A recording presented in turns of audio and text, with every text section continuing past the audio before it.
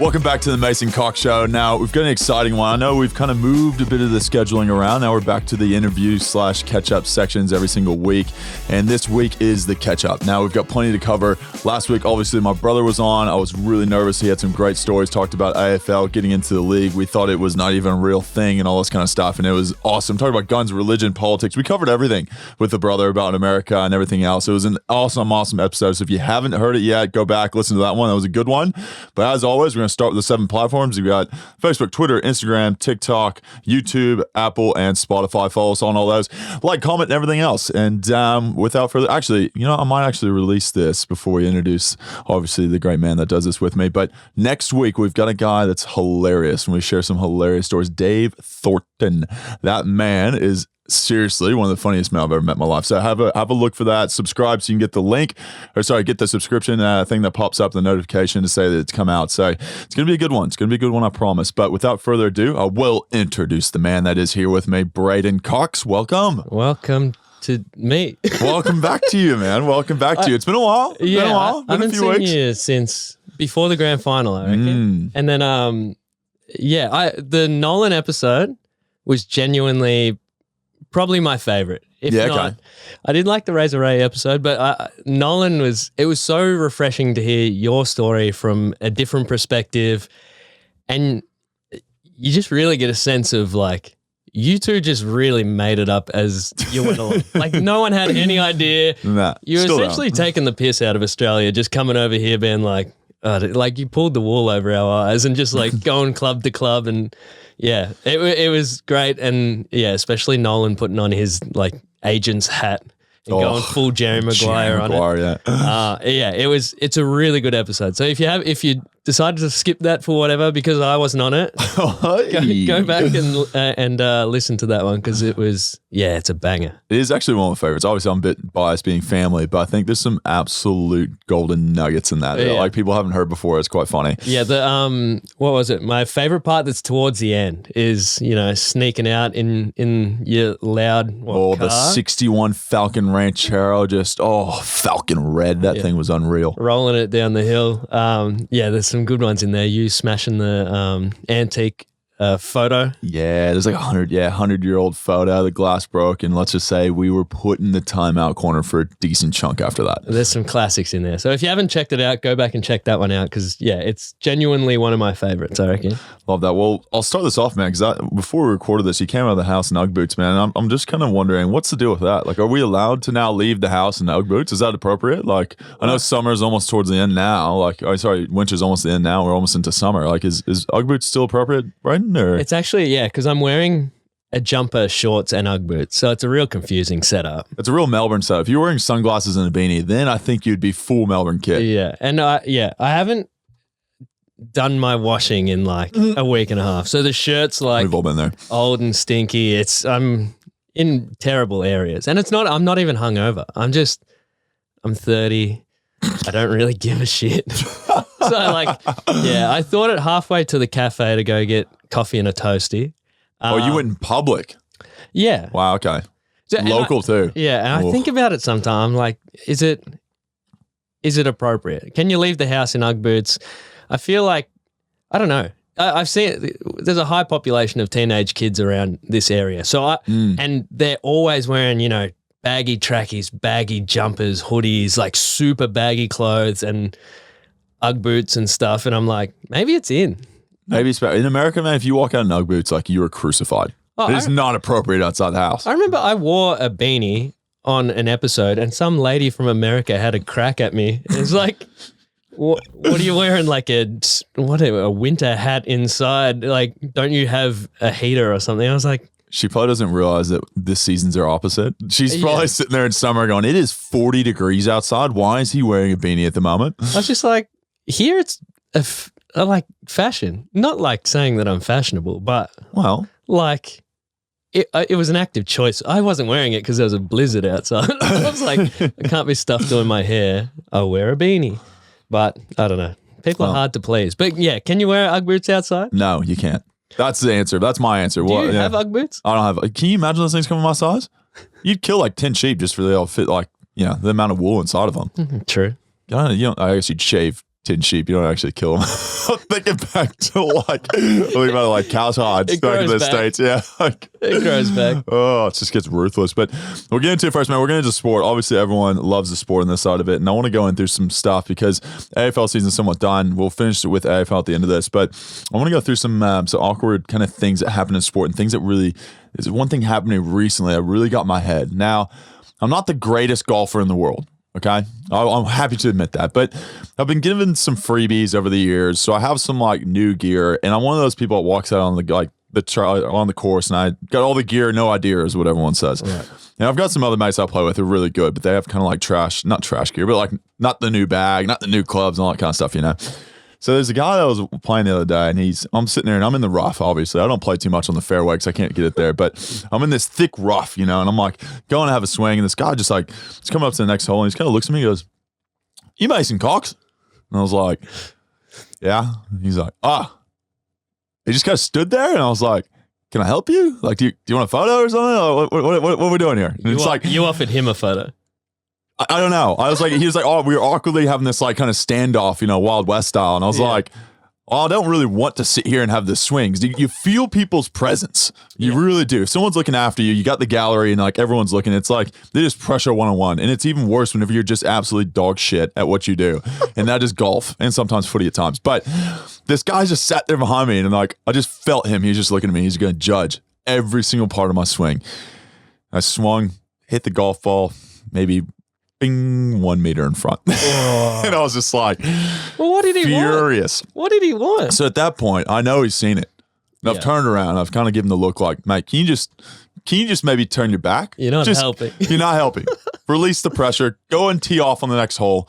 Do your thing, mate. No need to watch this. Yeah. It's embarrassing already. I don't need to have someone witness this with me." Is he like a hole behind or whatever? And he's coming back. So I was going down. He was coming back. So there's like a tee box next to me. And because I said I don't play on the fairway, I'll hit it right next to the tee box of the other holes. Yeah. And it was in thick rough. I'm trying to really help myself in this situation, but thick rough, and it took me about 4 shots to get out of it. So whoever that guy is, please stop watching. Just let me have a terrible day at golf. I probably had a crack at him because I was like so pissed off because I'm just shit at golf. Yeah. But that's my thing. Don't watch people who play golf. Do your own thing. Stay with your group. That happens all the time too. When you're already just in a shit mood, and then at least that guy gave you an excuse. It's like, you were probably not doing well up until that point. And then it's like you can blame the whole day on that bloke. Yeah, 100% it was. But it's always those guys. It's in my head. It's a mental game. The guys that are always like, "Are you Mason Cox?" They're the ones that it's just like, because people in the chat as well, like as I've said on TikTok, are like, "Oh, does the GOAT reply and stuff?" It's like, hit us with a question. Hit us with something like, rather than just a statement. Yeah. Like, yeah, okay. "Oh, Coxie, do you like playing golf? What are you playing off?" Or something. Don't ask that question because I can't answer that. I give up about the third hole. I'm like, you know what? I'm just going to hit some different clubs, have a bit of fun today. Yeah. Well, there has been a few of those in our DMs where it's like, people tell you like this slice of information that you really don't need to know. And it'll be like, as an example of like, "Oh, Mason, I always hated you forever, especially because you did that against my team in that round in that year." Yeah, get that a lot. But you're actually not that bad a bloke. It's like, delete that first part. You don't need the first part. "Hey, Mason, I always thought you were a dick, but you're not as big a dick as I thought. Thanks, mate." Thanks, Cheers. mate. Cheers. I appreciate it for judging me without knowing me. So good. You get so many of them. It's just like, "Hey, I hated you forever because you destroyed the Richmond Tigers." Oh, no. Like, the whole Richmond supporter group just hates me for no reason. But then I watched the Howie games and you're not that bad a bloke. It's like, someone said that to me yesterday, actually. Thanks. But yeah, I feel like people just don't need to say the first part. Nah, just leave it out. Just be a nice guy. Don't be like, thought you're a dick. But now, not as bad as I thought. You could just come in with like, "Oh, I listened to the Howie games. I really like you as a episode. Person. That was nice." That's all you gotta say. Well, from one little controversy to another, chess. The chess world has been absolutely turned upside down. I don't think I've ever known anything about the chess world, but this week has been absolutely insanity. Yeah. And some of the stuff that's coming out of the professional chess league, I don't know what it is, PFC, I don't know. We're just gonna make that up, but there's been some very big controversies. A 19-year-old kid is whooping some ass on some older folk, and it is not okay. They're not happy with it. Yeah. So essentially, this guy that's like the best in the world. Yeah. And he's starting to get whooped by like this 19-year-old kid. Yeah. And it's a bit of like, this guy's like, you know what? I'm not playing this kid anymore because he's cheating. He's clearly cheating. He comes into it and then makes like one move and then just leaves the chat because it's all online. Yeah. So he's like walks in. It's like literally it's this big kind of like face off. The two biggest names. This guy who beat him previously is going to do it again. And like he walks in, does one move, and says, "Peace, I'm out." Yeah. And just leaves the chat. And everyone's like, "Yo." Because he's like, he went in and knew straight away that he was what? I guess cheating. There's claims he is. Now the chess world is I don't know. The chess authorities that go out and do these kind of things have now looked into it. So there's no way of telling because there's been some wild accusations, Brayden. Some wild accusations of some beads and some back end of people's, anatomy and in the bomb and all that kind of stuff buzzing to say there's like a big move on the board. You better look out for it, and like little hints like that people have been saying. I don't know, man. It is some wild stuff out there that is being accusations towards this fella. Yeah, because you'd wonder how you can cheat in chess. And it would be too easy and obvious to think, like a little ear, like implant that like that's what I'm whisper picturing. to you or little something. 007. But yeah, the back end beads, as we'll call them. Vibrating anal beads. Let's just go out there. And let's throw it out there. That's what it is. That's what it's been told. I don't know. There's, the PFC. I think PFC. We're making that up. Let's professional. I don't know where the F came from. Professional Chess League. PCL. Yeah. The PCL. There you go. PCL. I actually kind of like that. The PCL. Now they've come back and said how do you prove that post it all happening? I'm not really sure, but imagine just like say the anal beads thing is just, if true, alleged. It's extravagant. It's a genius move. Because vibrating anal beads and no one's going to want to go like. No one's going there. What, every time you play a chess tournament, it's like, come on, bend over and cough.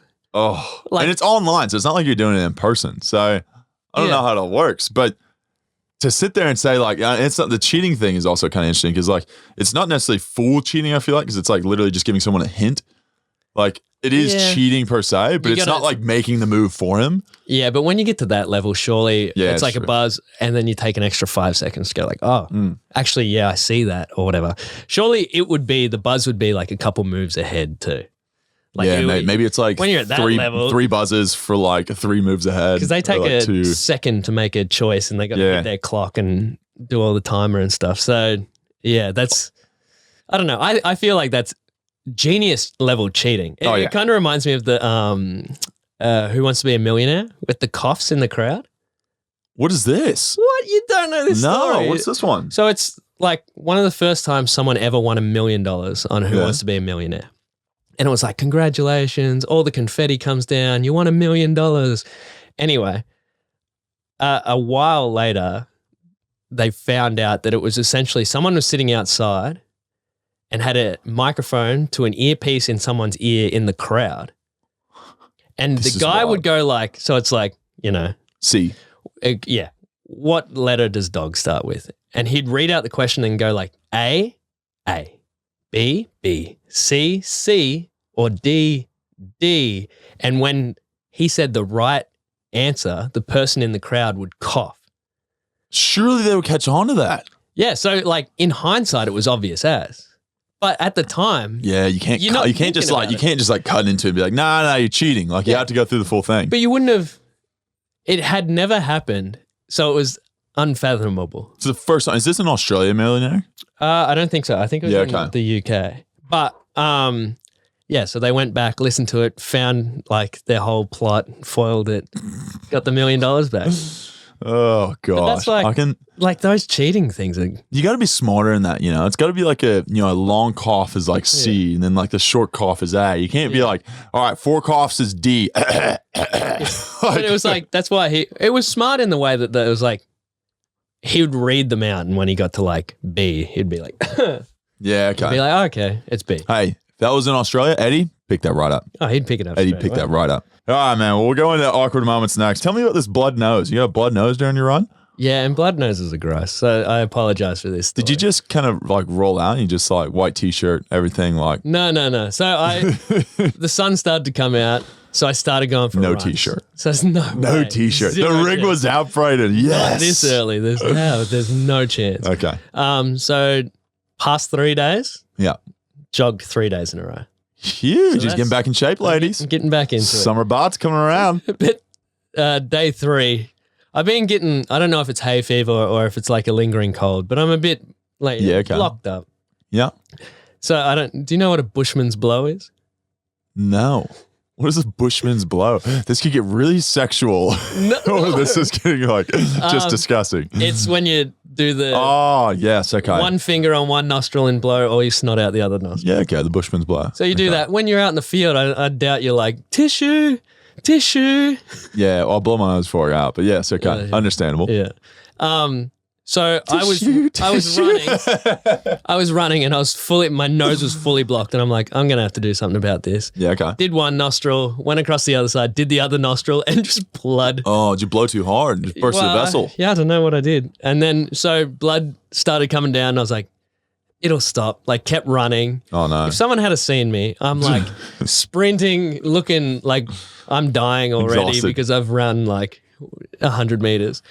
And blood's pouring down my face and I'm like tilting my head back and I was lucky enough I had a red running shirt on. Yeah, okay. So I was like it matched. It wasn't as bad. It wasn't as obvious as it probably would have been. I was wiping it on my shirt so because I was conscious that people would be seeing me running down the street with a blood nose. So I was wiping it off and it just wouldn't stop. So I had to stop my jog and then walk up to a petrol station and get they had paper towel. Oh, the ones that are like the gas pump. Yeah, get the paper towel out and shove it up there. And wow. Continued on with the jog. Because what we do in AFL, I think sometimes they'll put a tampon up there. Who at the club? Who do you ask for a tampon? There's just one in the medical bag just in case someone gets one. And they clip off the end and put it up there and shove it up and it soaks up all the blood. It is. And then if you ever get a blood nose or something like that in the game, you find the part of your jersey. It's like we black and white, right? Yeah. I'll find if we're wearing black shorts. Because you don't want to get tucked at least. Exactly. Yeah. So I'll find the black bit of it and rub my nose wherever it is that's bleeding on the black bit so it doesn't show up until I get off. Very smart. There's probably a lot of teams that do that. Because every team has a dark color usually. Yeah. So you can always kind of find that dark color you can kind of use to be able to kind of hide and conceal the blood that you're actually bleeding. It's funny that teams use blood rules to their advantage. Sometimes they'll be trying to hide them, but at the other times they'll be like, we need a stoppage, we need a break and play. I got a blood nose. Umpire, please stop the game. I'm bleeding out. Can you imagine one player just medic, get the runner out of here. Oh gosh. Can you imagine some players just sit there as a stoppage and you need momentum. But it just goes bang right in the face. Goes, he's now bleeding in the nose. We need to stop. On to the next one. Now I was here whenever this happened. Now, up in Falls Creek, to give a little bit of an intro into this story. Now, Falls Creek is where we used to go for our preseason camps. We go up to altitude. We all go and get absolutely just killed at this conditioning camp. It's kind of a week worth, and it's first of 4 years, and everyone's just exhausted by the end of it. Now, during this camp, you were doing content for the Collingwood Football Club. Yeah. You were up at Falls Creek and you're slaving away. You're slaving away. Yeah. You're doing a million different things, right? You got the camera, you're kind of running with us, and we're all running and doing, we're jumping into ice cold lakes and, doing these push-up challenges and all this kind of stuff. And you're filming all this. Now, at one point we did this bike race, right? And you're on this bike. Now, can you tell me the rest of the story? Because you end up having a very personal issue. Physical issue down in the undercarriage that you don't want to talk about probably that ended up in hospital for how long? A week. Tell us this story. Yeah, Falls Creek. It was 6 a.m. in the morning or whatever, boxing to the sunrise, and I was getting all my shots. Anyway, everyone took off and I had to pack up all the gear. So I packed up all the gear, rounded it all up, and I'm on this bike trying to get all the gear back down to the clubhouse. Yeah.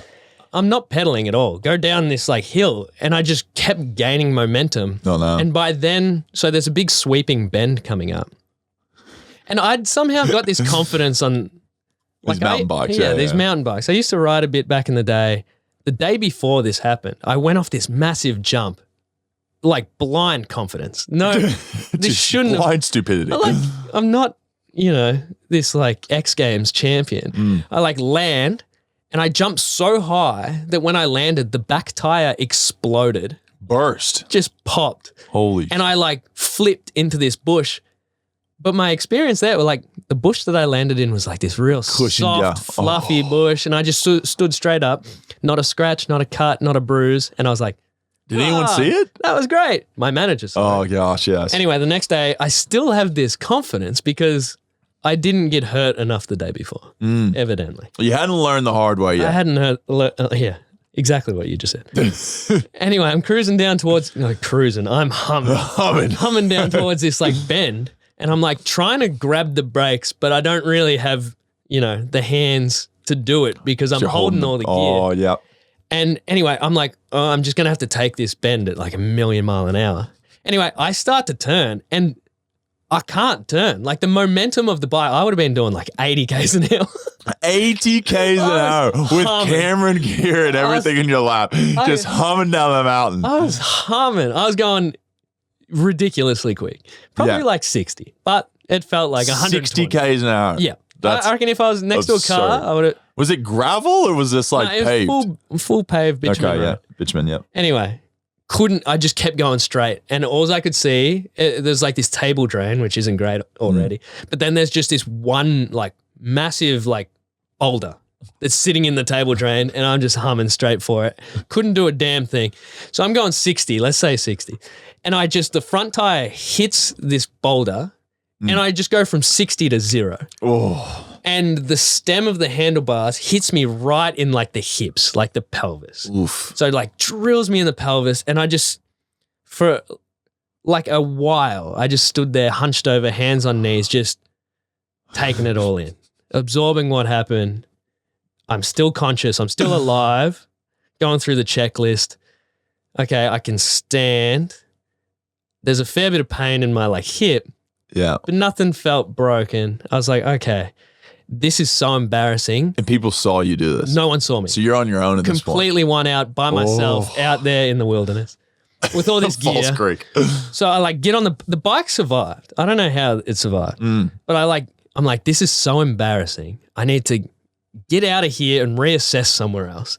So I like start rolling down the hill with the gear and stuff. And at the bottom of the hill, I just kind of roll off to the side and like go behind these bushes. And I'm just standing there for a while, just like soaking it all in, recover. So you still like kind of like breathing like your wind's been knocked out of you. Oh, yeah. The soul left my body. The soul left your body at 60 Ks an hour into the rock. So then I breathe it out, get back on the bike, ride slowly back to the clubhouse. Yeah. Everyone's like eating breakfast and they're like, come on, we're going to the next station. I'm like, oh no. Fucking who needs food or to like recover or anything? No one even knows that you were in an accident yet. So I'm trying to hide it, play it off. Like nothing happened. So I'm like, yeah, beauty, let's go, fellas. Okay. Off to the next place, work for like another 10 hours or something. Come home at nighttime. I've been wearing these like compression skins. Yeah. Because I felt like an athlete or something. Yeah. Well, I'm up in the hills. Probably a bit of free gear, I'd say. Yeah, probably throwing your way. Yeah. I was wearing everything. Anyway, I get in the shower and I see there's an issue. I've got like this cut that's like right on the point of like just to the side of my pelvis. Yeah. And there's a big, when I take off like the compression gear, there's like this big like pocket of like blood. And I like push on it. And in your abdomen area. Yeah. Yeah. So it's like the compression pants have like kept it falling into this area. Yeah. Without getting too graphic, I push on it and some more blood comes out of this hole. I'm like, okay, this is bad. This is not good. It just kept coming and I was like, I'm going to have to see someone. So I went and saw the club doctor, showed him, he was like, oh, this isn't great, but filled me with optimism. He's like, we'll go get it checked out. We'll come back. We'll be back like within an hour or two. Yeah. Anyway, it's like nighttime. The road from Falls Creek to Albury is just this windy as like snake of a road. So I'm getting like car sick and I'm like starting to get a bit woozy. And he's like, okay, maybe not as good as we thought. Like, get to Albury Hospital. I like borderline like stumble into this hospital, getting a bit woozy by this point. And Cluggers, the doc. Yeah. We go up to the front counter. It's like, yeah, we probably need to get seen pretty quick because he's struggling. He's not looking good. They wheel me into this like room. I'm sitting on the bed. They're like, take your full pants off. So I'm sitting there naked on this thing with like this big sack of blood and the other big sack.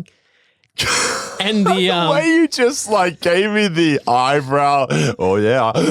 Anyway, of course this would happen, right? So I'm sitting there naked and like, yeah, things aren't looking great down there. Not your finest moments. The two like hottest nurses it's always of the case. all time walk in Aubrey. So I'm like, I'm fully vulnerable. I got nothing. So I'm making jokes about it. They didn't give you like a towel or anything to like cover No, I was just full spread eagle. Just out there. Oh gosh.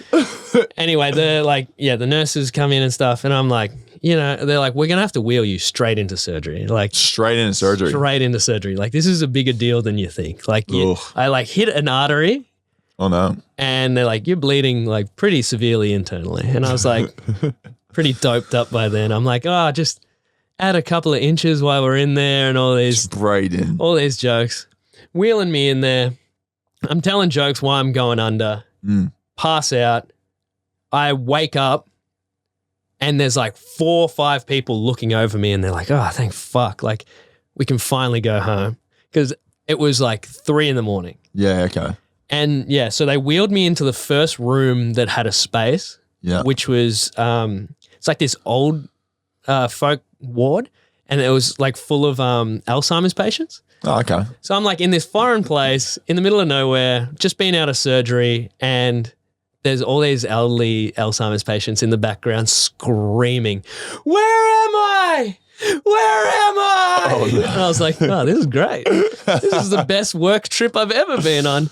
But so it wasn't, the blood flowed down again without getting too graphic, but not far below your hips, your pelvis. Yeah, so it got to your hanging fruit. Is the rest of it. Yeah. And so it filled up that. No. Okay, so that's all connected. Yeah, okay, yeah. It filled up that, so it looked like I had just had the biggest cojones of all time. Anyway, so they had to drain all that and stitch up my my vessel. The cut. Yeah. The vessel. The artery. The artery. Yeah. And then I spent 7 days just sitting in Alzheimer's ward of Aubrey Hospital. Yeah, that was my bike crash story. Jeez Louise. Filling the whole thing up with blood. Oh, God, that would just, and you would, like you said, like you were probably embarrassed by it in the first bit, so you don't want to say anything. And the next thing you know, it's like quite serious. And you're going, I'm going to have to do something about this. I'm going to have to reveal this story. I have a bit of history of that too. There was one where we played a indoor soccer match, and I pushed Bucks over while I was doing up his shoes. Not a good idea. The dumbest. Not a good idea. It's so dumb. And then, I fancied myself as a bit of an indoor soccer player. Did ya? And I was That's where most of the injuries from the Colony Football Club come on the sprung floor, playing indoor soccer with the coaches. There's been broken arms, ACLs, hamstrings, quads. They started back up this year, and there's like 3 boys walking around after day 1. And I was like, what'd you do? Quad, calf. I'm like, did you start playing indoor soccer? Yeah. Yep. And so I was running down like the wing with the ball, and I could just feel like something in my peripherals. Oh no. And Bucks just like hip and shouldered me into this curtain, and I stood on like the pole that weighs the curtain down and like blew out my ankle. Oh. I didn't want to show weakness in front of like all these like elite ex-AFL like ex-AFL players. Yeah. So I just kept it under wraps, and then we went out for dinner, and it had swollen to the size of a football. Well, you didn't, after it was done, you didn't go to the doctor and be like, there's something going on. Nothing. Wow. I was like, I'll just walk this off. Yeah. And then it was in so much, like I couldn't step on it or anything. Ooh. And they were like, why didn't you just tell us? Because they found out eventually when I just didn't walk home from the restaurant. And they strapped it up and did all that stuff and looked after you. Looked after me. So it's far out. That's What's the learning moment of that? Well, tell people that you got an injury. No, it's don't push Bucks over while he's trying to tie his shoe. That's good. I walked right. That is good. Yeah, you walked right into that one. All right, last one. We might have to come with these. This week, Joe Biden, old Sleepy Joe, my boy Sleepy Joe. He had a bit of a mishap. Now, I don't think this could get even more embarrassing from his standpoint. Like, this is a man who obviously is told a lot. He's told, hey, we're showing up to this place. We're doing this, say these people's names. Make sure you hit these bullet points. We'll get out of here and everyone will be happy. Yeah. He's a man that is literally probably just run by his people around him, telling him what to do and when to be places and what to say. Yeah. And this week, he went on to this White House event, right? And he goes up and he's doing his big speech. And there's a lady that's organized these things for the past few years, right? Her name's Jackie. Yeah. And Biden up there, he goes, oh man, thanks so much. Everyone's so great to see everyone, such and such. Just want a special mention to Jackie. I know, is she out there? Where you at, Jackie? And he's looking around for Jackie. Now, unfortunately, and God rest her soul, Jackie passed away in a car crash a month earlier. That's not funny. It's not funny. And Joe Biden was not up to date on this. So then he's awkwardly sitting there, and everyone in the room is aware of this. Like, everyone in the room knows that this has happened. He's gone and just gone silent for 3 or 4 seconds trying to look for her. And I'm sure the PR people at POTUS are going, stop, go, move on, need to get to the next thing. But it's all recorded as things are in these days. Right. And he sat there awkwardly. And I don't think there could be a worse moment in your life of going, I'm an absolute prick for bringing this up, and just total ignorance thrown under the rug. Just embarrassing moment one-on-one. You can't even back out of that. No. It's recorded, man. You're POTUS. You're literally the president of the United States. There's no way this is not going to make TikTok. Yeah. If you weren't briefed on that, well, someone's getting absolutely starched. But if you were briefed on it, I don't even know what you do. Oh, man. All right. Well, we'll go into the first one, that Mad Monday. Now, we had Wacky Wednesday. Now, we haven't really caught up since I haven't this seen you too since much. Wacky Wednesday. So Wacky Wednesday was a bit of a big day. Yeah. I actually had 16 hours straight of being out. Really? That's a big deal for me. Yeah. I saw the sun come up the next day. That's massive. It was a huge night for me. I won't tell you the place we ended up, Brayden. It wasn't my highlight of my life. I will say that. My brother wanted to experience some of the depths of Melbourne and some of the well-known institutions, shall we say, of Melbourne. We didn't spend very long there, but it was a little pop in, pop out, go home, realize I shouldn't have done that, and then move on. So, well, no photos have come out yet. Yeah, exactly. If anyone did see me though, I do have a photo. I can maybe I'll show you later. But yeah, I was the hoodie on, glasses, hat. Sounds like you would have fit in if you went where I think you went. Yeah. Let's just say no one really knew me. I don't think anybody was probably even capable of probably, saying the ABCs at that point or not. But it was good fun. It was good fun to show the brother around, show him one of the staples I had never been to in my life, and I plan on never going back. So anyway, but I digress. Well, it's funny you bring up Mad Monday because we did have a Mad Monday story sent in from a listener, and it's all time. It's all time. It goes in instant Hall of Famer. But yeah, without further ado, let's just jump straight into it. All right. So not my Mad Monday, but my boyfriend at the time, his team, the A graders, had won the grand final. On the Monday, they had dressed up as sailors for whatever reason, dropped him off at the club at 9 a.m. and then they were supposed to be going on a bit of a pub crawl. Wasn't going to have a big one because he had work the next day. Anyway, dropped him off at 9 a.m., heard from him at 6:30 that he was on a ferry. They had gotten a bus about an hour and a half to the Brisbane airport and then gotten a plane to Townsville and were then on a ferry going over to Magnetic Island where one of our friends had a charter company and they decided they want to go nighttime fishing. They were all so pissed by the time they got onto the ferry that they then couldn't go fishing. There was then a big storm the next day, stranding them on the island because all the ferries were cut, and they ended up having to stay on Magnetic Island for another 2 days and got home on the Thursday. It was the last big Mad Monday they had. It was a lot of pissed off wives and bosses. I was going to say, how do you explain that to the boss? Oh, sorry, mate. Decided to have one of the biggest Mad Mondays. And I must say, I love the commitment to book a flight for a Mad Monday. Like proper took a bus without knowing to an airport to go to a place of unknown location to essentially try to go fishing. And then the whole thing just flips on its head. And then the storm comes in and says, nah, boys, we're going to spend 2 to 3 days here. And that's so it started off as not going to have a big one. Just not going to have a couple beers. But that's what you always, I feel like every person always tells the missus goes, don't worry, it's going to be a pretty low key night. We're only going to have a few. Yeah. Now, if you know most males in this world, a few means entirely too many. Now, if you said like I'm driving and like I'm not going to drink any, understandable. Now, a few is your way of saying like, honey, I need permission to leave the house and I know you're not going to be happy with me when I get back, but I want to let you know that there is a possibility this might turn into a bit of a lit night.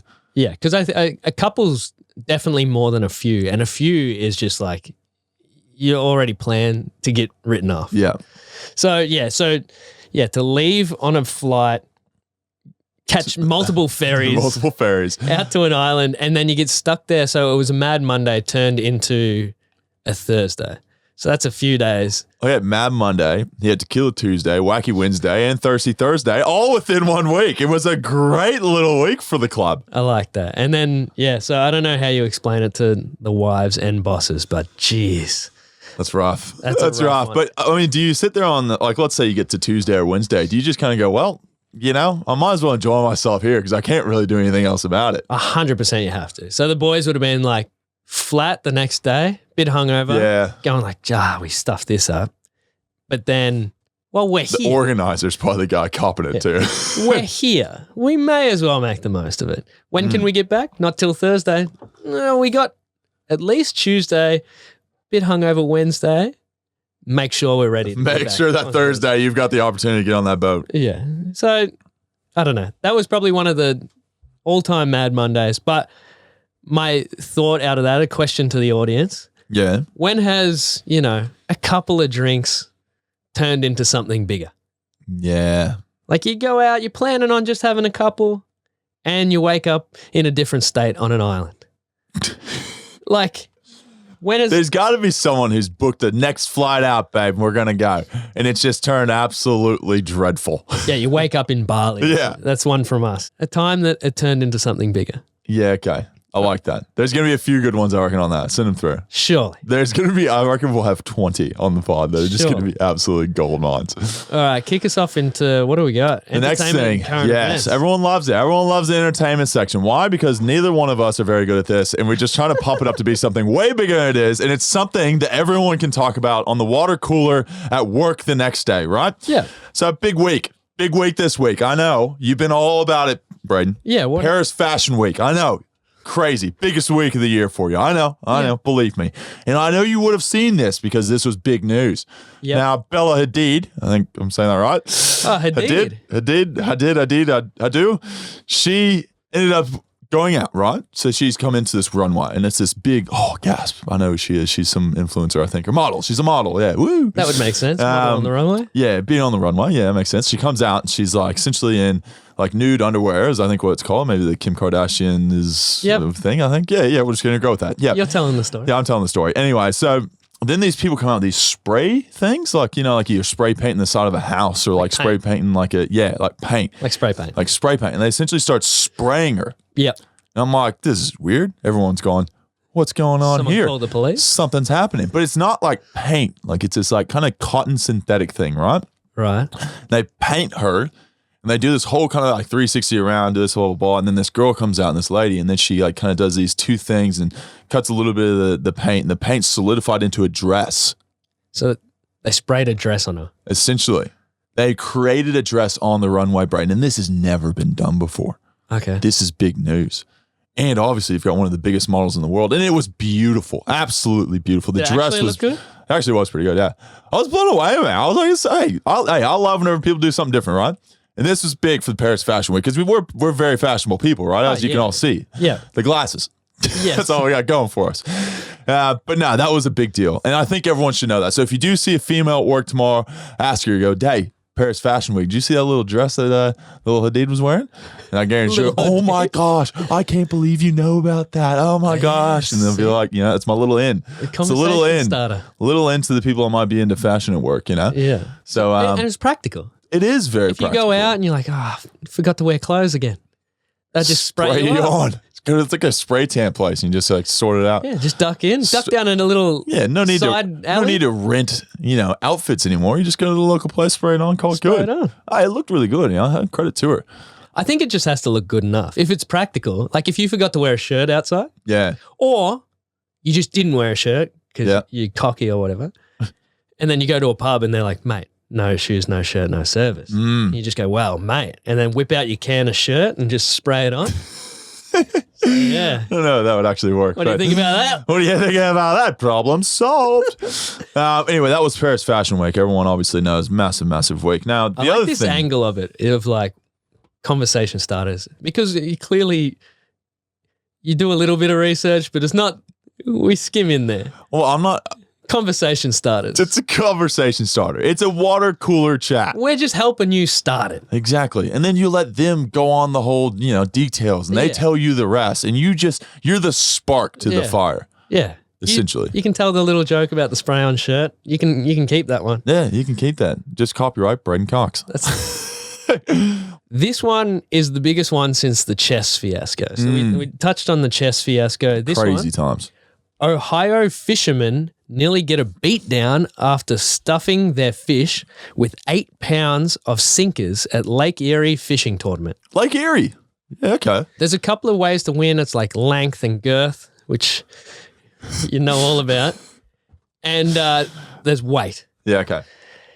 So let me break it on down. I'll give you a bit of a brief synopsis before diving in. So there's two guys. They team up in pairs of two. And there's fishing tournaments, pro fishing tournaments all around Australia. So, you know, these guys enter these fishing tournaments and they've been winning. Yeah, okay. And there's big money in these fishing tournaments. So in this one that they got caught cheating in, it was 45 grand for the winner. Anyway, let me now jump into the story. So a couple of fishermen have been accused of cheating by making their catches seem heavier than they were. Yeah. They stuffed their fish with 8 pounds of lead egg sinkers. So they're in the shape of an egg, but it's just lead. And they were caught doing it. There's also slices of fish fillets in there. So they stuffed them with these eggs and then stuffed them with fish fillets. To look like that's what they ate. To kind of hide it all. Yep. They were escorted away from the tournament by police, and they'll most likely be charged with fraud and possibly other charges. So one of these guys, across his career, just to give you an idea of what these guys are earning, one of these guys, over the course of his career, had earned around $3 million. $3 million. So like they've won, you know, boats and trailer packages and so you win all kinds of stuff. Including assets. Yeah, and you get like, you know, if you got the heaviest fish, you get like a little 5K bonus and then there's the overall leaderboard and all of that stuff. But these guys won a tournament back in 2021. And so recently, so people are going like, well, how far back does this go? So how long have we been doing this? This has only really just started. And to give you an idea of, you know, how serious everyone was taking this is just a little snippet of an angry mob that formed. Oh, I can only imagine the bogans that were here at this fishing tournament all these pro fishers are like. Was this in Australia? No, this is in Ohio. Oh, Ohio. So there's guns involved too? Well, these guys are like. They've essentially robbed all these other fishermen. Yeah, pro fishermen, that have also traveled around to these tournaments. So here's a little grab of these angry fishermen. You fucked over a lot of people, man. Shit. They've been doing this shit for years. Cheating motherfuckers, man. Piece of fucking shit. So they're aggressive. They're aggressive. You talk about angry mob. That is angry mob mentality. Yeah, and that's the light part of it. Like that's the light part. There's people being That's about like 4 F-bombs in like a 10-second clip. There's people essentially threatening to off them at this tournament. Yeah, okay. I understand why the police escorted them out. The police escorted them out of there pretty quick. So an idea. First place at this tournament that they were caught cheating in is apparently 45 grand if you win. Yep. But yeah, he's made a lot of money over the course of his career. So now he'll be, you know, go up for fraud charges and all of that. So watch this space on the Ohio Pro Fishing League. The PFL. The PFL. Maybe that's what I was thinking of. Yeah. Maybe not the PCL, the PFL. Not the PCL. Don't get it confused with the PCL, which everyone knows is the professional Go back to the audio clip again. What does mob mentality sound like? You fucked over a lot of people, man. Sounds like the biggest stoner, like Cheech and Chong. Seriously does. You fucked over a lot of people, man. Hey, man, it's not cool. It's not cool, man. So this one is interesting because I feel like there's a little spot in the market that we could do something here. We've talked about tailgating. Huge. Okay, yeah. I feel like as the podcast evolves, this is something that could evolve with it, is creating tailgating in Australia before games. Yep. So make it a thing. Whether we have to partner up with, you know, an events company or, you know, a brand to get it off the ground, whether we do it at the MCG parking lot or we do it nearby. Tailgating before, you know, Collingwood games or whatever, head down, you know, have a couple of beers, have some food, bit of brisket or whatever. Ooh, watch the start of the game there and maybe, you know, wander over to the stadium when it starts. I kind of think we should do this for the tennis. Yeah. And then you get all the matches going on, right? But, I mean, but then we have to compete with the massive outdoor event that they already have. No, we'll just hang out. With footy, we don't have to compete with anyone because no one's doing it. True. So this is a Florida headline. Tailgate strip club. Yeah. Now stick with me. Miami Dolphins. You're selling this to the crowds already. Miami Dolphins fan sparks controversy by setting up a makeshift strip club in the parking lot ahead of the game. Yeah. So there's video that's come out of strippers dancing in this makeshift strip club outside a Hard Rock Stadium. Music blaring in the background. Fans can be seen throwing money and enjoying the company of the dancers as they live life to the fullest. And this no one really investigated. No one's been in trouble. It's just all part of the show. So they're wondering if it's going to return. So now all eyes are on the parking lot for the next Miami Dolphins game. The next one's away. Then there's the home game. So they're wondering if it's going to return. See, whenever you're trying to sell tailgating to Australians, if you just started with that, if you just literally started tailgate strip club, I reckon a lot of people go, I'm actually on board with this. I actually think this is a great idea, Brayden. I think you'd have some really disgusting men going, nope, you've got something. You've got something here. We should really run with this. Because they have that pub across the road from the G on... Across from Richmond's ground. Yeah. That does something similar. They're the topless bar. Yeah. Which I find amazing that still exists. There was a brothel around there at one point. I came to this country and someone told me brothel was legal. And I was like, sorry, what? Yeah, they're a thing. Still is? I think they've died out. I don't know. Okay. None of the ones Wild that scenarios. I frequent have shut down. No, I don't know. I'm not too sure. Who knows? All right, that's it for me. Jumping out of that straight into dating. What do you got for us? You got anything for us? Man, my dating life. Am I just carrying the team? You're carrying it heavy. Well, we do have a brutal bad date. Oh, love that. So this is only the best voicemails make it on, but we love the voicemails. They make the podcast. They really do. We just talk in between voicemails, really. So this is a bad date from one of our listeners. This happened when I just turned 18, just finished year 12 exams, just gotten my license, very excited. This good-looking guy messages me and he asked me on a date. We're in a couple of mutual circles. I was like, well, why not? Yep. So he gave me an address and asked me to pick him up at 12:30 because he didn't have his license, which should have been a red flag at the beginning. So I show up. He lived about an hour away. I knock on the front door and this oldish guy answers the door and I'm like, oh, you're old enough to be my dad. You're not the guy that I'm going on a date with. And he goes, oh, he's in bed asleep still. Do you want to come in? And I was like, oh, yeah, no worries. I was expecting, a mum or a dad to be there as well. But no, the entire extended family was sitting in the living room. So everyone's sitting something called Shiva, which is like a mourning period for Jewish people following the death of a loved one. So I'm sitting in the living room of his late grandmother with a family of a man that I've never met. Finally, he comes out of his bedroom. He goes, oh, would you like to go to this place? I was like, yeah, no worries. He orders a $10 milkshake, which is a joke in itself, and a big breakfast. I just get a coffee because I was like, no, this is traumatic. And then he goes, oh, I haven't brought my wallet. Do you mind paying? And I was like, I'd really rather not, but I feel like this is my only option here. So I was like, no, this is too bad. I've got to not be in such a deficit. I'll see him one more time and he can pay for dinner and then we're done. He told me he loved me after the second date. It was just awful. She went on a second date after he pulled her into a mourning of the family? Yeah. What? So I'm like... Okay, first of all, there's the $10 milkshake, right? Let's break this down. There's the $10 milkshake. And a big breakfast. But before we even get to that, he lives an hour away. That's already... That's $50 in petrol. That's already a big commitment. That's a commitment right there. That's when you're setting your radius on your dating app. It's like 5-10K max. Oh, 100%. Not an hour away. Yeah. Well, what's the town you're from again? Chuka. Just south? Just south of what? I thought you were from somewhere else, like a little town outside Chuka. Rochi, yeah. It's Rochi. Yeah. Whenever you're in Rochi, you extend the kilometers to about 200. Yeah. Yeah, of course. There's only like 4 people in Rochi. You're going to go on a date with your cousin. Mom. Anyway, so $50 in petrol probably. $10 milkshake. You get there. Dad answers he lives at mom and dad's house, I'm assuming. It was grandpa. Grandpa answers the door. Yeah. A girl that does not even, on first date, never even met the dude before. See, as soon as he goes, I's still in bed, I'd have left. Third red flag. I would have left. 100%. That's...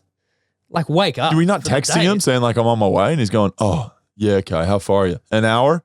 Hour goes and he goes, oh, sorry, love, still in bed. Yeah, if you didn't text and you just headed off, I don't know. But there's some more details we need to have. So then, so she's sitting in the late grandmother's living room while he's asleep and she's sitting there with the whole family going through this, mourning process. And he didn't think to cancel the date. yeah, so he rolls out and clearly takes advantage with the milkshake, $10, big breakfast. That's at least 25. So that's you're already in the whole $35. 30 plus $50 in petrol. Yeah. So already not good. And I'm along for the journey up until that point. I'm with ya. He's a dick. Like, shouldn't have even gone to brekkie. Yeah, agreed. You don't go on the second date. No. That's a shocker. That's that's on you. You take the I love loss. the listener, but that. You take the loss. You go, yep, that's what we're saying, like, you know, $50 to $80. You take the L, you move on. Yeah. Life lessons. You live and you grow. You go back for seconds. Oh my God. No wonder. He must have been really good looking. No wonder he said he loved you after the second date. If you just, you know. You're paying for everything. Putting Helping him up with through all the this shit. toughest parts in his life. Oh my God. Hey, you got a heart of soul, love. To say you love someone, like, I love you. To say on a second date, you got to have just a heart of gold. Heart of gold to just be able to want to deal with that and be able to show that out. That's brutal. The early I love you. Jeez. Oh. That's cringe. It's rough. When would you say I love you? You ever said I love you to a girl? Yeah. Yeah. How long? Well, once. So once. It's pretty scarring. But yeah, okay. How long into the relationship? It freaked me out because I'd never felt it and I'd never said it. Yeah. And then as you get into it, you don't know what it feels like. So you don't know if you're experiencing it. And then you get so far in, you're like, I better just kind of say it. Yes, you get because to that, I don't know what it is, if I'm ever going to feel it, if I'm feeling it and I just haven't noticed. So then you just, say it. And then you might grow into it, you might not or whatever, but it's just a real it's a real commitment in a relationship. Unless you're genuinely feeling it, which I know what it feels like now. Yeah. So I could identify it. But it's like, I feel like when you're seeing someone for a period of time, you're like, oh, well, I probably just got to say it now. Like, it's at 6 months to a year and it's, that's if they the worst. Say it and you come back with some brutal as like, I love you. And you're like, I like you too. I appreciate that. That's great. Or something like that. So and then you're like, okay, now the clock has started. Like, there was no real pressure. They say it, then the clock starts and you're like, well, I better feel it soon. So you're like trying to feel it.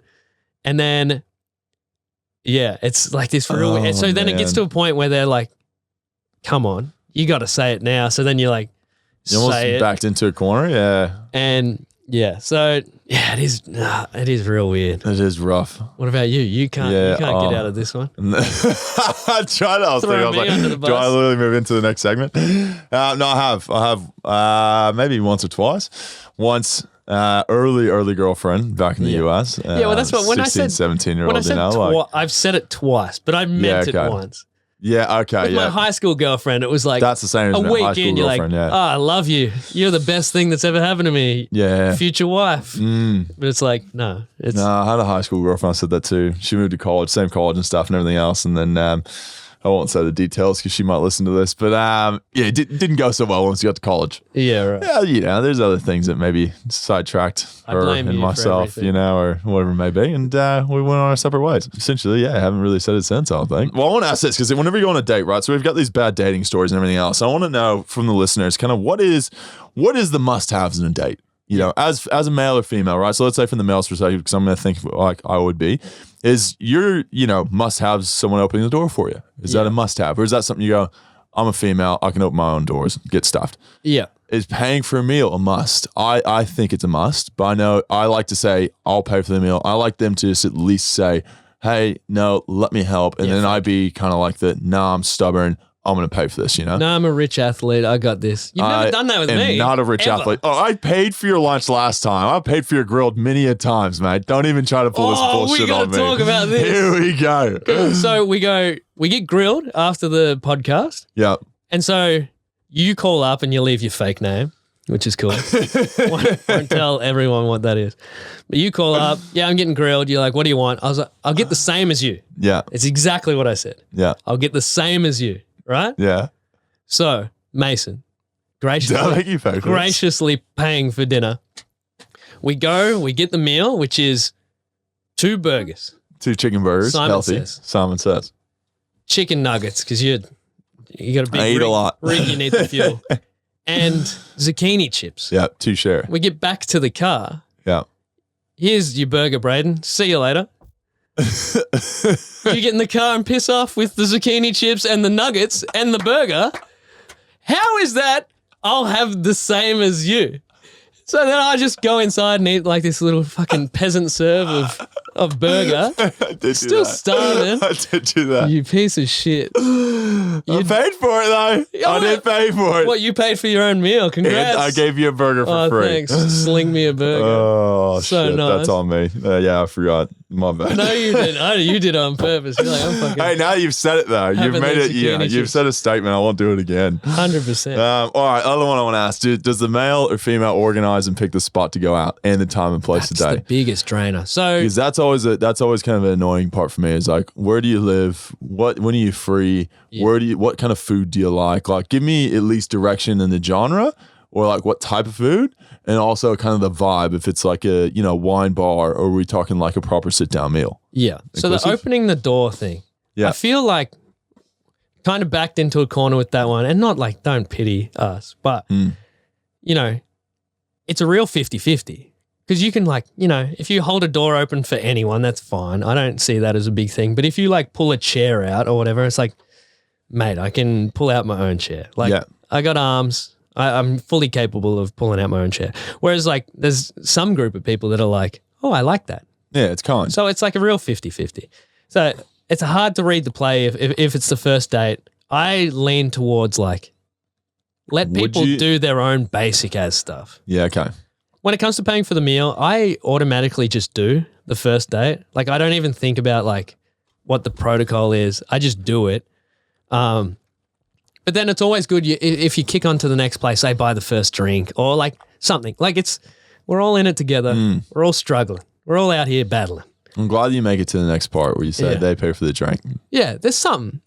Because like if I've been on dates with girls that just fully expect everything. Yeah, I've been on those. And yeah. it's not like It's not an issue, but it's like a thank you or like a fake offering is nice. there's a difference because it's like being appreciative of someone doing it. And then it's like, I'm fine with doing it. Not an issue in the world, but it becomes an issue when it's like just fully expected. It's like, you're getting this, yeah? Or you're getting that? Yeah. Oh, I'll have this drink, thanks. And you're like, okay, I guess I'm getting it. Yeah. Like that kind of stuff. It just, yeah. It's like, I'm happy to do it, but don't expect it. Yeah. And then Just show appreciation. Yeah. I think is the biggest thing for but me. it's not even like, oh my God, thank you so much. Like, No, not even just a- over appreciation, just, oh, thanks for paying for that. Acknowledgement, Thanks for the meal. Thanks for dinner. Thanks for going out tonight. And then organizing and picking the spot, I hate. But I know it's like, that's probably appreciated the most out of everything. Yes. If you're like, I'll pick a spot between us and I'll find like a nice wine bar. Yeah. Are you cool with something like that? And I'm like, oh yeah, wine bar sounds nice. Okay, If yeah. you got to check that like they drink.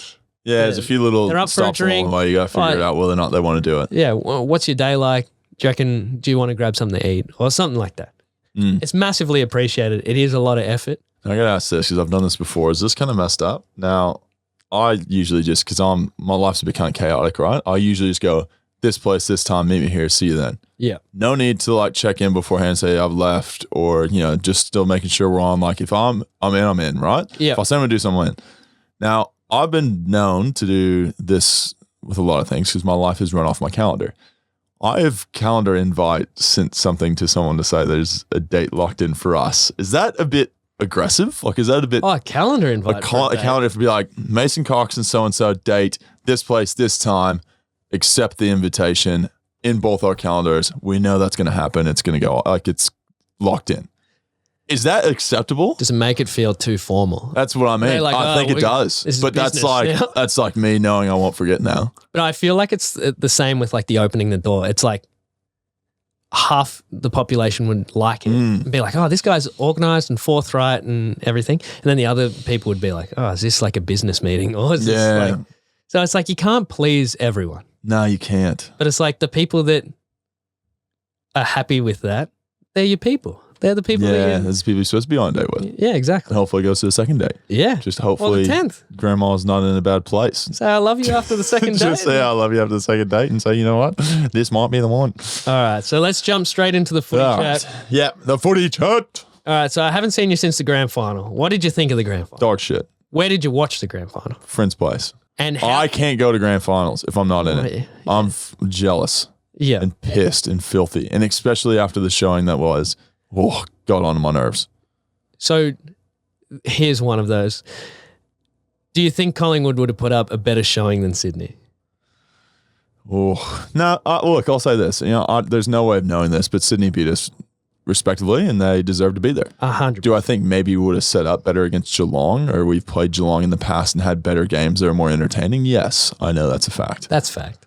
It is what it is. End of the day, they earn their spot there, and that's whether they played well or not. That's on them. But like they, were able to get across the line against us and get to the spot in the grand final, and they deserve it. 100%. And I was hoping you said that because all the people on Twitter, Collingwood really fans, throw me under the bus there a bit, weren't you? Putting it out there. Yeah, okay. But yeah, Collingwood fans or whatever. We would have played a better game. It doesn't matter. You didn't make it. Yeah, and it sucks. It's part of footy. It's part of the footy journey. You suck it up, you go again. Only 2 teams can be in it. They're the 2 teams that earned the right. As much as it sucks, that's what happened. If you don't watch us play Geelong, we did it twice during the year and we lost both of them by like a kick. So rough. Yeah. Let's keep firing through these. All right. Jordan Ngoe, don't know if you know him. 5 years, baby. What's your whole thoughts around it? Would love to have a little bit of that cash. Just love to have some bit of security, a little bit of money in the back pocket. It would be nice, wouldn't it? Yeah. Well, I probably got to kick about 6 goals a game. We might get there, but obviously, all week was a talking point based on the behavioural clauses in the contract that so interesting, isn't it? Public. Do you think there should be allowed to be behavioural clauses above and beyond what's in there from an AFLPA, standard contract point of view? To a certain degree, maybe. I think from a legality degree, maybe. I think I always kind of think we are role models 24/7, and whether we realize it or we want to be or not, we are in the media, because of our job. Yeah, and that is it. But I think the biggest thing is whenever that kind of came out, I kind of read a bit up on it, and I was like, you know what? What probably happened was, they go, these stipulations, and then he's going back and he's going, okay, you're gonna have to be a bit more specific here. Yeah, because it's vague. I assume what probably happens is you can't do X, Y, Z. Or if this happens, we void the contract. Yeah. But it's I think what probably happened, he came back to look, I want to have this in writing specifically of what happens to make sure that I'm not going to sit there and something minuscule happens, he maybe runs a red light, and all of a sudden they're going, contract's done. Yeah. He doesn't want that to happen, So I think probably what was happening is they were trying to go back, fine tooth comb this thing, bit of finer details and everything else because, it's understandable from each side's, standpoint. He doesn't want to get sacked for some minuscule thing that happens. And the club also doesn't want something big happening that's going to be ruining their reputation from the same time, So there's understandable parts from both sides of the spectrum, but I have no idea the ins and outs of what actually happened. Yeah. I just know the media loves to run with these things because Jordan Ngoe makes a headline for anyone in America or in Australia. But the managers also put it out in the media. We all know that happens, and that's real. It's we want people to know what's happening behind closed doors, or we want to put, St Kilda against Collingwood to get more money. We all know that the managers put it out there. But yeah, if it was because of the vagueness of it, it's if you have off-field issues, we can terminate your contract. Well, it's yeah, but what? What is an if I jaywalk, am I getting the sack or anything beyond that? Because I think like right now in contracts, right, and it's written in there, it says like we can't like skydive, like wakeboard or ski, and then it kind of says like et cetera. And it's like, okay, well, what does that et cetera count? You know, if I'm like, you know, if I'm in a Zorb ball going down a hill, does that count? Like, you know, and I do my, it's that kind of thing. Like there's a bit of, you know, there's a bit of gray area there. So I think love gray area. A lot of it. Yeah, exactly. So I think the gray area probably just had to be cleared up a bit more, and that's kind of where it all went. And then the contract was signed. But a lot of times, I'm not saying this is the case, but a lot of times contracts can actually be signed plenty in advance. Yeah. Like, you know, let's say, not necessarily this contract with Jordy specifically, but like there's people that sign a contract, you know, and then 3 or 4 months later, the AFL says yes to the contract and takes off everything else. And then it becomes public. Yeah. So these players are going, all of a sudden they go, oh, well, congrats, you signed. And he goes, yeah, I signed that 3 months ago. Yeah, Likewise, it's just not coming together, you know, coming to light. So sometimes it's it just like waits on the AFL to actually create, because they have the overarching ability over all the clubs because they own everyone, that they have to tick off all the different things, whether it be appearances and everything else within the contract. They go through that and fine tooth comb that, and then they sign it, and then that's whenever it becomes public because every signature from all the different parties has actually created it. And now that follows on into my next question. Yep. Do you think that AFL clubs should be able to control what AFL players do outside of contact times? So you're contracted to be at training from, let's just hypothetically say 7 a.m. to 5 p.m. You go home after that and have a beer or have 5 beers. Should it just be that your performance dictates whether you get to play or not? And outside of that, it shouldn't be anything to do with the club. And I'll say this before we get into it. We interviewed Ben Graham on another podcast. Yeah. And when he became captain at Seahawks, whatever one of them, he said that players would go out to strip clubs the night before a game and stay out all night. Yeah. He was like, right, now I'm captain. There's going to be change. No. He got them all into change rooms and said, strip club before the game, we can't be doing that. Yeah. Straight away, all the players, like unanimously went, nah, get the union in here. You can't be telling us what to do outside of like contact hours. Yeah, that's our life. We get to do whatever. If we decide to go out and drink and then perform poorly, just drop that's us. on us. Yeah. Drop us or cut us from the list, but we get to do whatever we want in our own time. So, and then what fans say and spectators say is, yeah, well, they get paid good money. But a lot of players don't. See, if you're getting paid like, 80, 100, 200 grand, and it's like, we own you 365. We get to tell you what to do and what not to do all the time. Yeah. It's like, I know people that earn, 100 grand, 200 grand in like the corporate world. Yeah. And imagine if their boss went like, hey, Larry, don't drink at all. Don't, if you want to keep your job, you're not allowed to drink, you're not allowed to do anything. But it's like if Larry's coming in 9 to 5 and doing his job and executing and hitting all of his, quotas or whatever. Yeah. It's fine.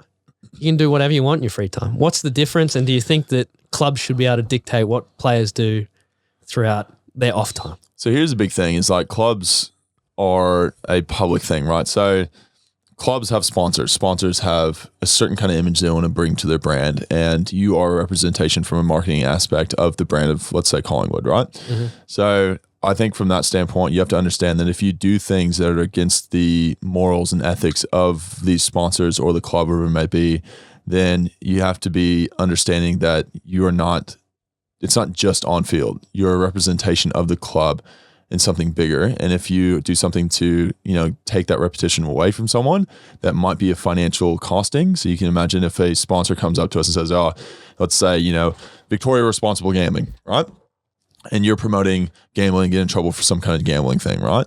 You can imagine like they're not going to sit there and go, oh, we want to sponsor them still because they're having issues with people and being able to live up to the legalities around responsible gambling. So they might drop let's say they're sponsoring us for 100 grand. You lose 100 grand all of a sudden. It's like, okay, well, that's not on me. That's on the person that's, not following our rules and regulations around, sponsorship. So there's sides of it like that I can understand, but there is other sides where it says, if I'm performing on the field, then I should be able to live a normal life as per, whatever you want to call it, per a normal human. And I think there's certain things where if you get in legal trouble, like, yes, you should have some kind of, reprimand for that. And I think that's pretty understandable. Like, I think everyone who's in legal trouble, whether it be drunk driving or whether it be, if someone on our team, like, were to murder someone, it's not like all of a sudden they're going to go, oh, well, you're okay to play, right? Like, you're good. Like, there's certain things from a legality standpoint that you have to be able to uphold a certain image from the club. Whenever you sign a contract, there is, statements within that contract that says, you have to be able to uphold this thing. So I think from my standpoint, it's a bit of you have to allow us to live our own life as long as we're not crossing a certain threshold of what's appropriate. And you're not going to sit there and tell me like, oh, I can't go and drink right now because in the off season, like for a long time we had this big issue where clubs were, tracking people's GPSs and tracking how much they worked out in the off season and everything else. And we had to kick back and say, you know what? No, it's our off time. Give us some space. And there was this big kickback with that saying like, we shouldn't be having GPS trackers on us while we're in the off season. So 100%. There's things like that where clubs are doing that. But like, clubs are saying you had to log every single like workout and show us the GPS data that came with it. And it's like, you're just on all the time. Yeah. It's like, well, where am I going to be able to detox from this chaotic life that is AFL? Yeah. So there's a bit of both, man. I understand, like, I think from the legality standpoint, I think you have to be understanding that you are more than just the person you are on the field. You're the representation of the club, its sponsors, and everyone else that's involved. And if you do anything that can be detrimental to that, then you have to be reprimanded for those circumstances. Yeah. Well, which I feel like if you did something illegal when you're at any business and it becomes public, you get the sack. But it's like, we got a short week this week, no drinking. Oh, we like there's only X amount of finite times in a season you can go out, you can have drinks, you can like go out with your friends or whatever. We've got that at the club. We've got a 7-day break. So if we have anything that's over a 7-day break, you can go have a drink. If you have anything that's under 7 days, then you're not allowed to. Yeah. Which is understandable because it's like you have to be able to get recovery. Obviously, everyone knows drinking is not great for recovery. You have to be able to try to maximize your ability to recover from a game before to be able to maximize the opportunity to come in fresh for the next game. Isn't that on you though? It is. And if you get caught out, then you'll get reprimanded. Yeah. And you might miss a game. Like you might get suspended for a game from, the club's perspective. And then that goes into a broader chat. So obviously Hawthorn are going through some pretty serious, allegations at the moment, but it's branching off in all different areas. If those kind of actions from the club can turn into something more serious and sinister, for example, of like Sam Mitchell said in his book that, they took our phones off us to go on an interstate trip.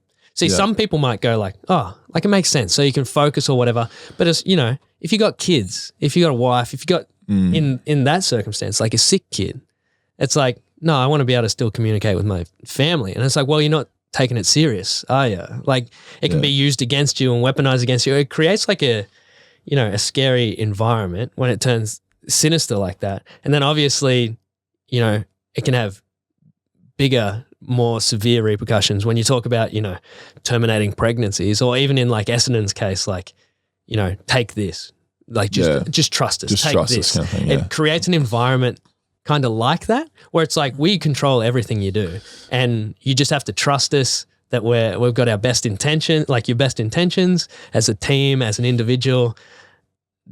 I know it starts something small like the drinking on a Tuesday or something, but then goes into like taking phones and like having control over the players. Is there a point where it's like, the players have to, the AFLPA should really be coming out and going like, what are you doing? No, like the players are the players when they're in their contracted hours. And outside of that, they're humans. They get to go do their own thing. Their biggest punishment for being in this life is, going to play golf and someone just stares at them from a distance, or you go out to a restaurant and someone hounds them at a restaurant for like a photo or a signature, or what are you doing on the weekend? That's more of the downside of being, famous or an athlete in Australia.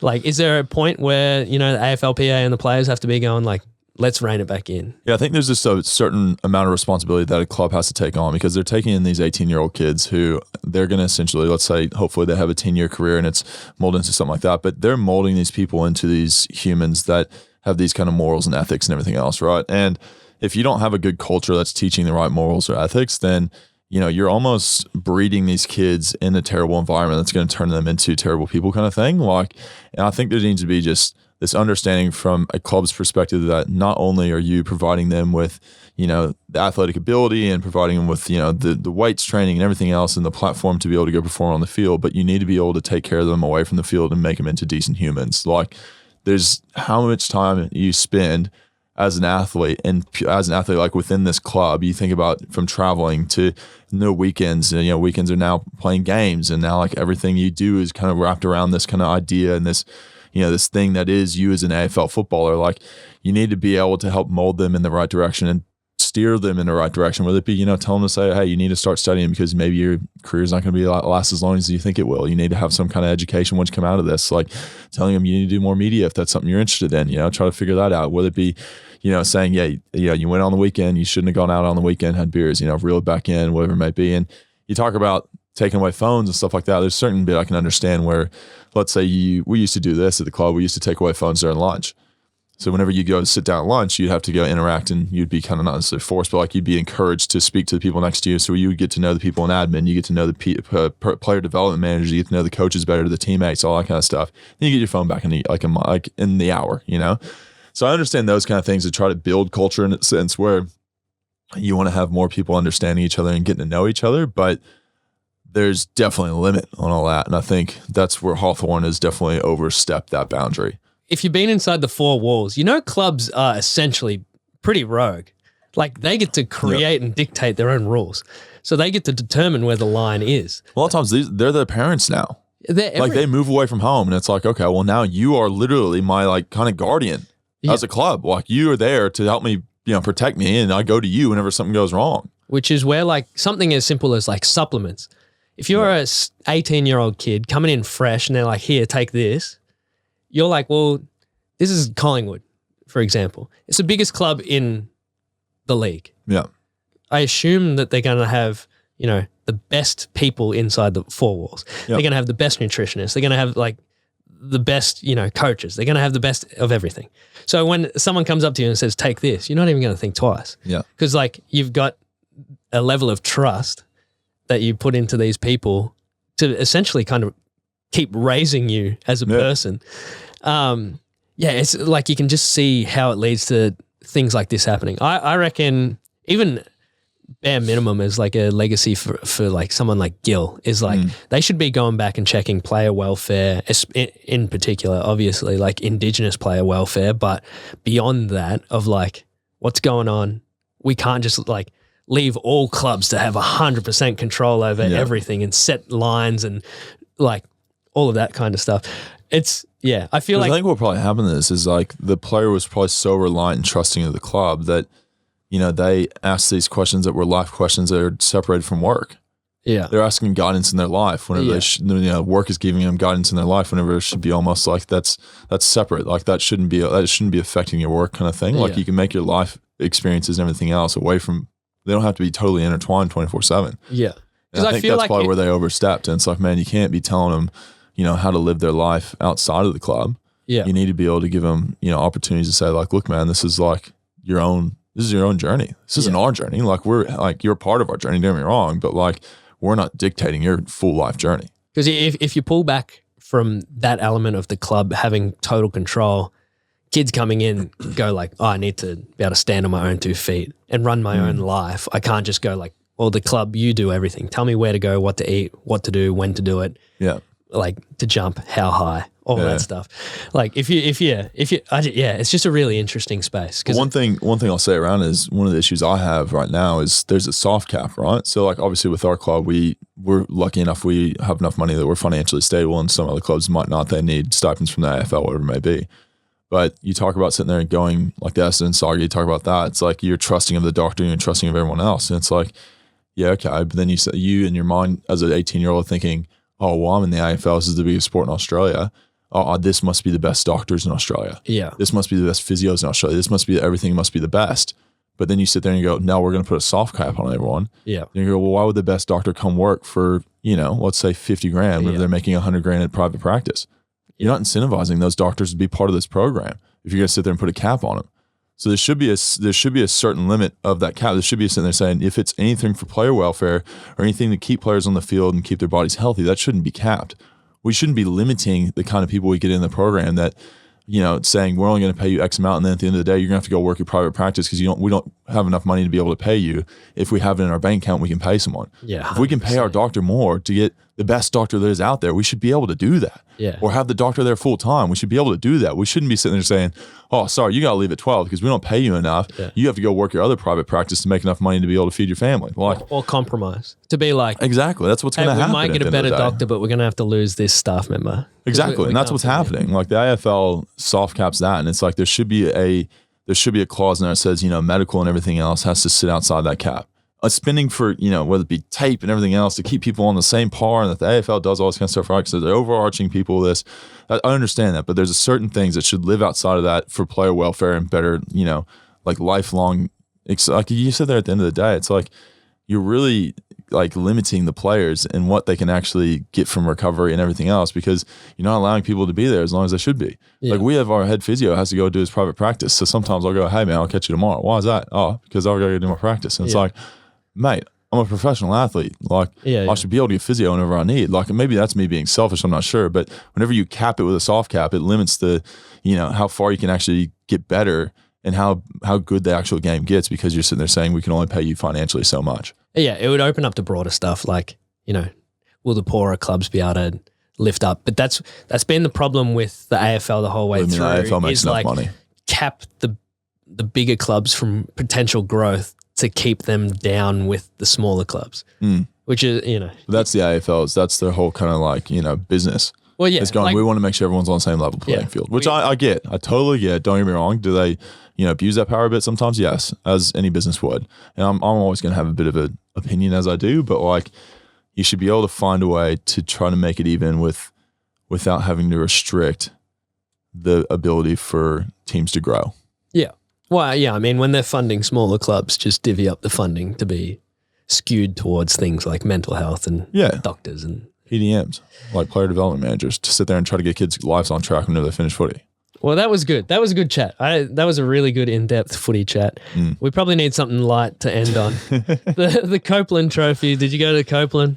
I did. I did go to the Copeland. Who was your hot date? It was my hot date, me, myself, and I. She's a beautiful, lovely lady. No, I've been 8 years, never brought a date to 1 year. I did bring it. Maybe 2 years, actually. Jeez. Jiva and Shawnee, maybe. Anyway. A few netballers, so they were there for their own, they were there as a netball player, so maybe that wasn't my date because they had to do their own instances. Yeah, so I've been 8 years, never had a date. And where'd you fit? Top 10?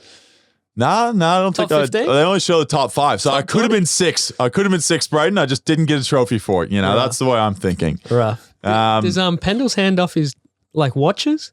He would have 20 by now. Yeah, he gets a watch every year. I don't know what he'd be doing with it. I mean, like, you might as well just sell them. Yeah, sell them for 20 grand, whatever it is. He's going, I've already got 3 of these, mate. Thanks, Tag. He's crazy. He's finished in the top 3 every year since like 2007, except for 2 years.